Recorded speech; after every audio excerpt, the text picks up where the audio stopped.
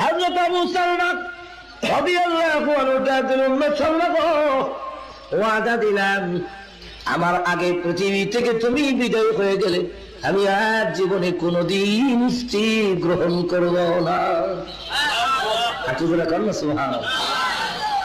উম্মে সালমা রাদিয়াল্লাহু আনহা ডাক দিয়ে বলে, স্বামী আমি ওয়াদা দিলাম, আমার আগে যদি তুমি মারা যাও আমি আর জীবনে কোনো পুরুষ গ্রহণ করব না, যাতে করে কিয়ামতের কঠিন ময়দানে স্বামী আর স্ত্রী দুজন একসাথে আল্লাহ তুই জান্নাতে প্রবেশ করতে পারি। হযরত আবু সালমা আর উম্মে সালমা দুজন এত ভালোবাসা। স্ত্রী ডেকে ডেকে বলে, স্বামী আপনি তো আমাকে অনেক ভালোবাসেন, মিলে একটা ওয়াদা করেন না। কি ওয়াদা? ওয়াদা দিন না, আমি পৃথিবীর থেকে বিদায় হয়ে গেলেও আপনি আর কোনোদিন বিয়ে করবেন না। স্ত্রী কিন্তু এই কথা সহ্য করতে পারে না, তার স্বামী আরেকটা বিয়ে করবো। সুবহানাল্লাহ। কেমন আছে তো জীবিত থাকা অবস্থা তো করবি না, আমার কালের পরও তুমি বিয়ে করো, আমার আত্মা অসন্তুষ্ট। চিন্তা করেন স্বামীর প্রতি তার কত বড় দাবি। হযরত আবু সালমা রাদিয়াল্লাহু আনহু ওয়াদা দিলাম, আমার আগে পৃথিবী থেকে তুমি বিদায় হয়ে গেলে আমি আর জীবনে কোনোদিন স্ত্রী গ্রহণ করব না। সুবহানাল্লাহ। উম্মে সালমা রাদিয়াল্লাহু আনহা ডাক দিয়ে বলে, স্বামী আমি ওয়াদা দিলাম, আমার আগে যদি তুমি মারা যাও আমি আর জীবনে কোনো পুরুষ গ্রহণ করব না, যাতে করে কিয়ামতের কঠিন ময়দানে স্বামী আর স্ত্রী দুজন একসাথে আল্লাহ তুই জান্নাতে প্রবেশ করতে পারি। চিন্তা করেন কত বড় ভালোবাসা। আমাদের দেশে স্ত্রী মহিলা বউ স্বামী যদি বের হয়ে যায় মনে মনে দোয়া করে, আল্লাহ ঠান্ডা করে মরতো। আমাদের আখলাক ভালো মতো, যেরকম ঠিক না, ঠিক না, আরো যেরকম ঠিক না। এখন চিন্তা করেন কি পরিমাণ তার দাবি।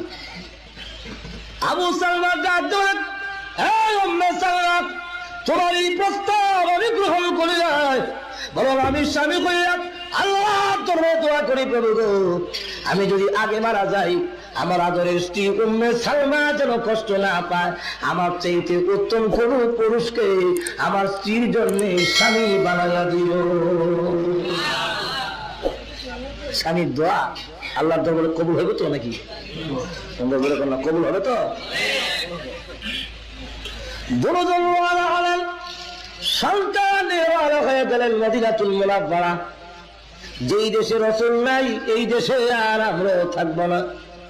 প্রতিমধ্যে আবু সালমার গোষ্ঠীর লোকেরা গিয়ে বলে, আবু সালমা রে তুমি মদিনায় যাও, কোনো আপত্তি নাই, কিন্তু এই শিশু বাচ্চা নিয়ে মদিনা চলে যাবে তা দিতে পারি না। এই শিশু বাচ্চা তো অদূর ভবিষ্যতে আমাদের গোষ্ঠীর সদস্য হবে, সুতরাং তুমি চলে যাও, তোমার বাচ্চা আটকাইয়া দিলাম। এদের উদ্দেশ্য হলো আবু সালমার শিশু বাচ্চার প্রতি বড় ভালোবাসা, মহাব্বত, এই সন্তানের ভালোবাসায় সে মদিনায় যাবে না, এই হলো তাদের উদ্দেশ্য। সন্তান নিয়ে গেল, তার চতুর গোষ্ঠীর লোকেরা গিয়ে রেখে বলে, আবু সালমা তুমি মদিনায় যাও, কোনো আপত্তি নাই, কিন্তু শুনে রাখো আমাদের গোষ্ঠীর একটি কন্যা নিয়ে মেয়ে নিয়ে তুমি মদিনাতুল মুনাওয়ারা যাবে, তা আমরা দিতে পারি না। তাদের ধারণা হলো আবু সালমা তার স্ত্রীর জন্য যেই মহব্বত, যেই ভালোবাসা, স্ত্রী ছেড়ে দিয়ে তিনি মদিনায় যাবে না। স্ত্রী যখন নিয়ে যায়, সন্তান যখন নিয়ে যায়, তখন তিনি ডাক দিয়ে বলে, হ্যাঁ আমার গোষ্ঠীর লোকেরা তুমি মনে করছো আমার সন্তান নিয়ে গেলে আমি আর মদিনাতুল মুনাওয়ারা যাব না? আমার শ্বশুর গোষ্ঠীর লোকেরা তোমরা মনে করেছো আমার স্ত্রী নিয়ে গেলে আমি আর মদিনাতুল মুনাওয়ারা যাব না? আল্লাহর কসম জেনে রাখো, আমি সন্তান ভালোবাসি, স্ত্রী ভালোবাসি, কিন্তু তার চাইতে কোটি গুণ আল্লাহর হাবিব আল্লাহ এবং তার নবীকে আমরা ভালোবাসি। যদি মদিনাতুল মুনাওয়ারা গিয়ে ঈমান মদিনাতুল মুনাওয়ারাকে আল্লাহ হাবিব রাহমাতুল লিল আলামিনকে একটা নজর দেখতে পারি, তাহলে জেনে রাখো মনে যত ব্যথা আছে সমস্ত ব্যথা মুহূর্তের মধ্যে দূর হয়ে যাবে। আবু সালমা রাদিয়াল্লাহু আনহু মদিনাতুল মুনাওয়ারাতে রাহমাতুল লিল আলামিনের চেহারা মোবারকের দিকে তাকিয়ে বলেন, আল্লাহর নবী গো, রাস্তায় এসে আমার সন্তান হয়েছি, রাস্তায় এসে আমার আদরের স্ত্রী হয়েছি, তথাপি আমার কোনো দুঃখ নয়। আপনার চেহারা মোবারকের দিকে তাকাইয়া সব দুঃখ আমি ভুলে গেছি। রাসূল তখন তার এই করুণ কাহিনী শুনে চোখের পানি ছেড়ে দিয়ে কারণে আল্লাহ রাব্বুল আলামিন সঙ্গে সঙ্গে ওনার শানে পবিত্র কোরআন শরীফের আয়াত নাযিল করে দিয়েছে। মানুষের মধ্যে কিছু মানুষ এমন আছে, আল্লাহ রাব্বুল আলামিন বলেন, মানুষের মধ্যে কতক মানুষ এমন আছে যারা নিজের জান দিয়েও আল্লাহর সন্তুষ্টি তালাশ করে। যেরকম ঠিক আছে না, আরো যেরকম ঠিক না, তার বাস্তব নজির এখনো আসেনি না নাই, আরো যেরকম আসেনি না নাই। জান্নাতে যান, সেখানে গিয়ে দেখবেন একটি জায়গায় নাম সাইনবোর্ডের মধ্যে লেখা আছে শারে বিন লাদেন, শারে বিন লাদেন স্ট্রিট, জেদ্দা, বিরাট বড় এরিয়া, বাউন্ডারি দেওয়া খালি জায়গা। আমি জিজ্ঞাসা করলাম, এই খালি জায়গা বাউন্ডারি কেন, কোনো ঘর নাই? লোকেরা বললো এই জায়গা হলো বিন লাদেনের, ওসামা বিন লাদেনের, তার জায়গা বাজেয়াপ্ত করে নেওয়া হয়েছে। সুবহানাল্লাহ। জায়গা নিয়েছে, তার ব্যাংকের জমা রাখা টাকা বাজেয়াপ্ত করা হয়েছে। সে পুত্র রেখে দিয়ে আফগানিস্তানের বড় জঙ্গলে ঘুরে বেড়ায় আর হাসি মুখে কথা বলে। লোকেরা বলে সমস্ত সম্পদ হারাইয়া জঙ্গলের ভিতরে থাকেন, তারপরে হেসে হেসে কেমনে কথা বলেন। তখন তিনি ডাকতে বলেন, সমস্ত সম্পত্তি কেন, আমার নিজের প্রাণ যদি আল্লাহর রাস্তায় উৎসর্গ করতে হয়, আমি হাসি মুখে তা করতে 1000 বার রাজি আছি।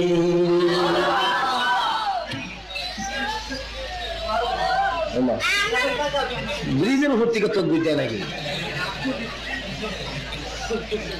আর আসলে স্টেজের লোক যখন মুখ দেখা যায় তখন বাইরের লোক জিন্দা মাঝের কম ঠিক না, ঠিক না।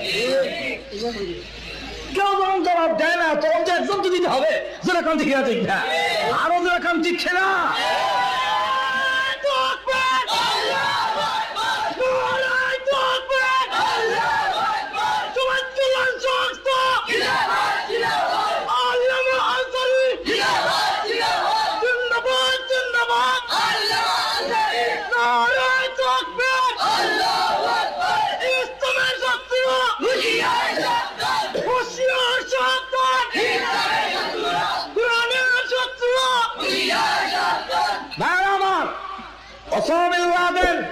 ওই সাদ্দামের মাধ্যমে আমরা বিশ্বাস করতে পারি না, কিন্তু একটা বিশ্বাস আছে, এই দেশের সারা বিশ্বের মধ্যে ইসলামের পতাকা ওসামা বিন লাদেন মোল্লার মাধ্যমে আফগানিস্তানের মাধ্যমেই আমেরিকার পতন হবে এবং ইসলামের পতাকা উড্ডীন হবেই হবে ইনশাআল্লাহ।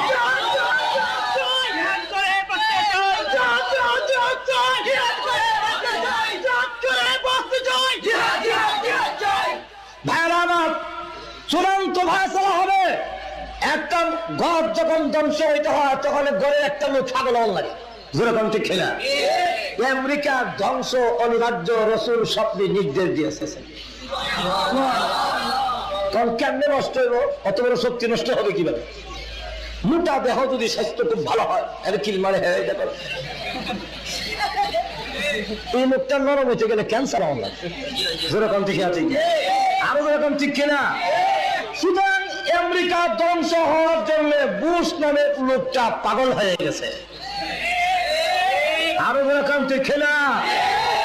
পাগল না হলে বিশ্ব জনমতের বিরুদ্ধে তার দেশে লক্ষ লক্ষ লোক যুদ্ধের বিরুদ্ধে মিছিল দিচ্ছে, যেরকম ঠিক না, আরো যেরকম ঠিক না। সারা বিশ্বের কোটি কোটি মানুষের প্রতিবাদের পরেও জাতিসংঘের নিষেধাজ্ঞা অমান্য করে এবং কয়েকটা নেতৃ শক্তি সেই দেশগুলোর কথা অমান্য করে ইরাকে হামলা করার এই দৃশ্যটা দেখানোর মূল কারণ হলো পতনের ঘন্টা আল্লাহর কুদরতি দায়িত্বে লেখা হয়ে গেছে, যেরকম ঠিক না, ঠিক না। হামলা হয়েছে কোন মাসে? কোন মাসে? আরো যেরকম মুহররমের মাসে 10 তারিখে যদিও হুসাইন শহীদ হয়েছেন, কিন্তু এই শাহাদাতের বিনিময় কিয়ামত পর্যন্ত ইয়াজিদ এবং ইয়াজিদের বাহিনীর মরণ হয়েছিল। যেরকম ঠিক না, ঠিক না, আরো যেরকম ঠিক না, আজ পর্যন্ত নয়, শুধু কিয়ামত পর্যন্ত ইয়াজিদের নাম লোকেরা ঘৃণা করে স্মরণ করে।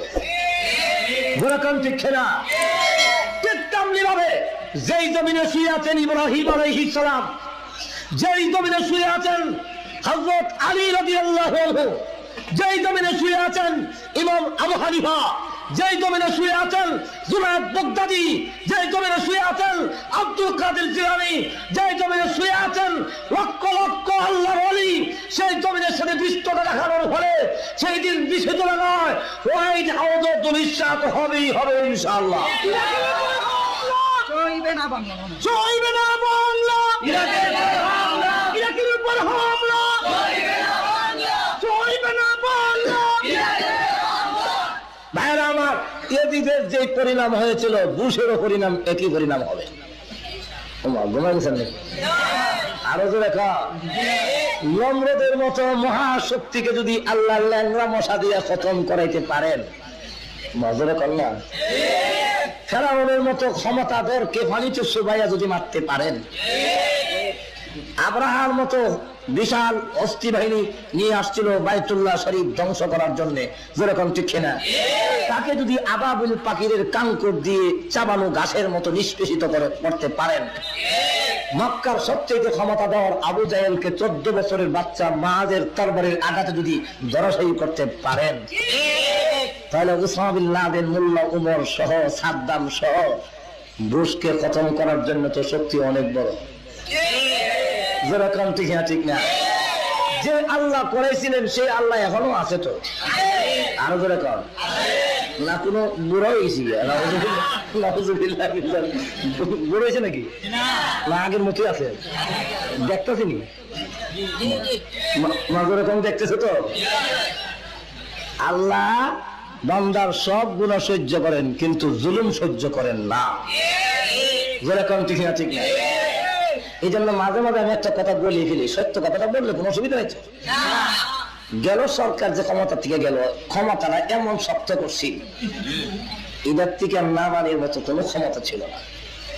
যদি শাইখুল আজিজের মতো এমন বড় আলেম বুড়া লোকের প্রতি জুলুম না করতো, মোটামুটি দেশও খারাপ চালাইছিল না, ভালো চালাইছে। চাউল ডাল ওখান থেকে ভালো আছে, মাজুর এখন ঠিক না, ঠিক বাস বাড়া ওখানের মতো বাড়ছিল না, একটু কমে আছে, কিন্তু এক দেশের জনগণের নাতি দিয়ে ক্ষমতার থেকে নামা দিচ্ছে। যেরকম ঠিক না, ঠিক না, কারণ জুলুম সহ্য করেন না। যেরকম ঠিক না, ইরাকের কি এখন কোনো দোষ আছে? সাদ্দামের কোনো দোষ আছে? আগে দোষ করলে এখন কি বর্তমানে কোনো দোষ আছে? তাদের উপরে যে হামলা, এটা জুলুম কিনা? যেরকম আরো যেরকম এই জুলুমের বিনিময় বুশকে তার দেশের লোকের লাঠি দিয়ে ক্ষমতার দিকে সামনে নির্বাচনে নামাবে ইনশাআল্লাহ। যেরকম ঠিক না, ঠিক না, আমার আসুন, আমার সামনে অনেক মজার আলোচনা আছে। যেরকম ঠিক না, ঠিক না, আরো যেরকম ঠিক না, মক্কার মদিনা ফজর পর্যন্ত বললেও শেষ হবে না। আমরা তো এমনি না বলি হৃদয়তে কাবা, নজর এখন ঠিক নেই, গান গায় কিন্তু বাস্তবে নজর এখন ঠিক না, ঠিক না। আমরা অবশ্য গান গায় কিন্তু সাধারণ লোকের ধরে ফেলে, সাধারণ লোকের অনেক সময় ধরে ফেলে। বাচ্চা গান কত করবে? আমার এলাকা বলবো নাকি একটা, আমার এলাকার এক লোক টান দিছে,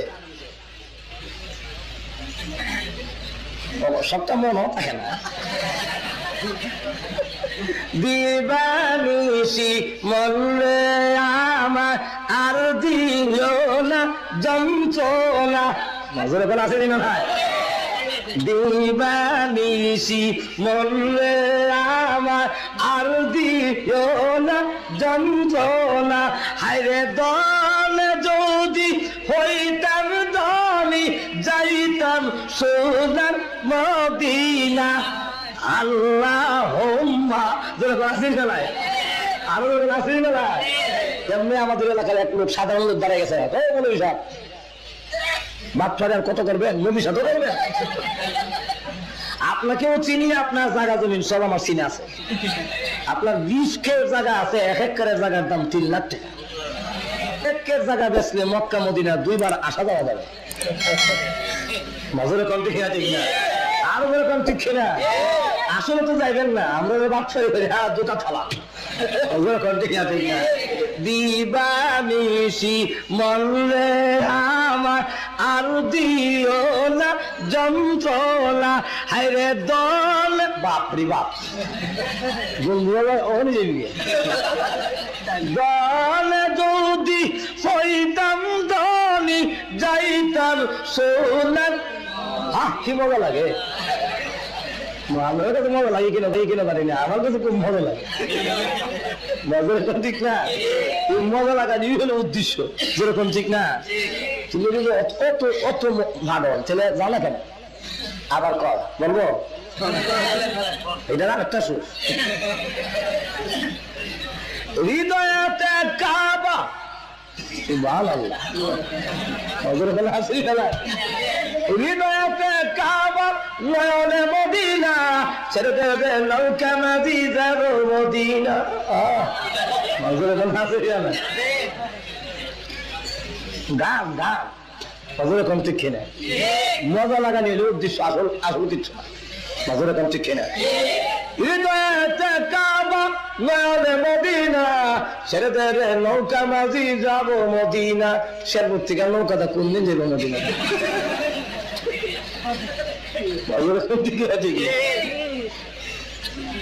আল্লাহু আকবার। আসুন আমরা তো শুধু বাস্তবে নাই, যেরকম ঠিক ঠিক না, আরো যেরকম ঠিক না।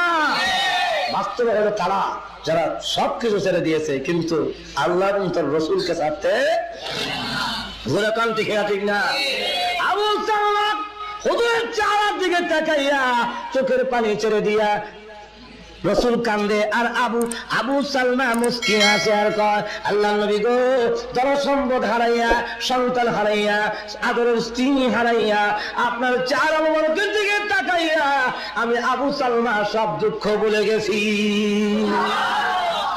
আবু সালমার স্ত্রী বাড়িতে কান্দে, শ্বশুর বাড়িতে জেনে গেছে, এখানে কান্দে। প্রতিদিন মানুষ ঘুমাইলে একা একা ওই জায়গায় এসে, যেই জায়গায় স্বামী হারাইছে, সন্তান হারাইছে, এই জায়গায় এসে আল্লাহ আমি রাস্তা চিনি না, এতটুকু চিনি, এর চেয়ে বেশি চিনি না। তোমার কাছে এই জমিন সাক্ষী রাখলাম, তোমার দ্বীনের জন্যে, তোমার ইসলামের জন্যে, তোমার নবীর জন্যে আমি আমার সন্তান হারাইছি, আমি আমার প্রাণের স্বামী হারালাম। কিয়ামতের কঠিন ময়দানে এই জমিন যেন আমার পক্ষে সাক্ষী দেয়।